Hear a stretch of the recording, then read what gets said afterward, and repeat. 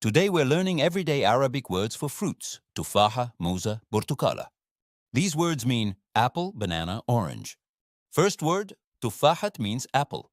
Here's a daily life example using tufaha. أكلت تفاحة بعد الغداء. I ate an apple after lunch. أكلت means I ate. تفاحة means an apple. بعد means after. الغداء means lunch. Second word, موزة means banana. Here's a daily life example using موزة. أريد موزة مع الفطار. I want a banana with breakfast.